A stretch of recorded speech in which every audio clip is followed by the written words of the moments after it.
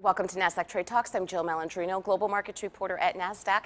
Joining us at the MarketSite studio, we have Metz, President and Chief Investment Officer of SpiderRock Advisors, to discuss how registered investment advisors can more effectively utilize options within their client portfolios. It is great to see you again. Eric, back in studio. Appreciate it, Jill. Thanks. All right, you got it. Tell us what SpiderRock Advisors specializes in. Sure. So we built an asset management firm exclusively focusing on derivatives solutions for advisors and their ultra high net worth clients, and building an infrastructure and a technology to support that, regardless of which private wealth channel they reside in. Well, don't advisors create their own option strategies?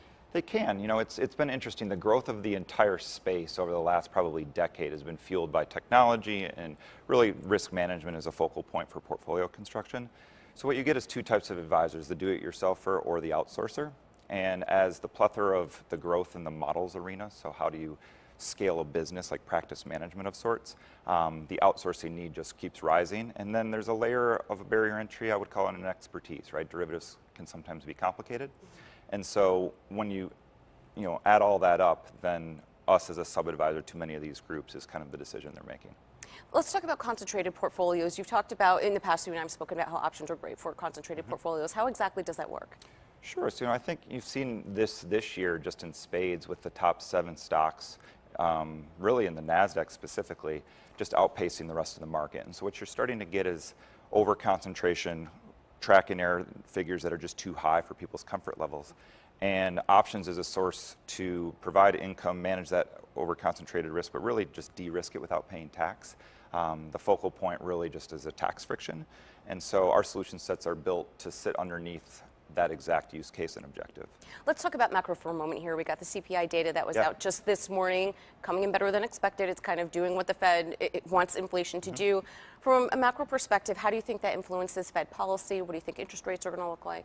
Yeah, well, I think it's definitely data dependent. You know, the number this morning allowed the market to be viewing this very, very favorably, and the attempt of a soft landing, so to speak. I think what you'll see here is, with earnings season ahead of us, there will be a little bit of a tug of war between this inflation data and where earnings really, I'll call it, fester into the marketplace. I mean, we've seen expansion really in multiples this year, more so than anything. Earnings have fairly been stagnant.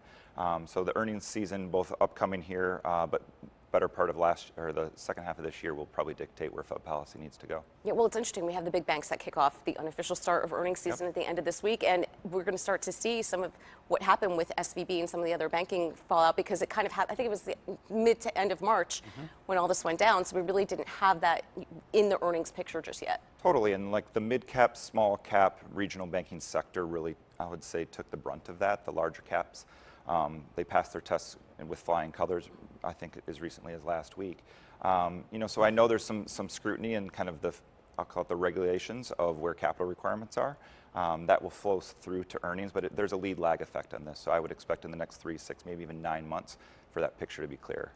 All right, Eric, appreciate the insight as always. Thanks for joining us on Trade Talks. And thanks for joining me. I'm Jill Malandrino, Global Markets Reporter at Nasdaq.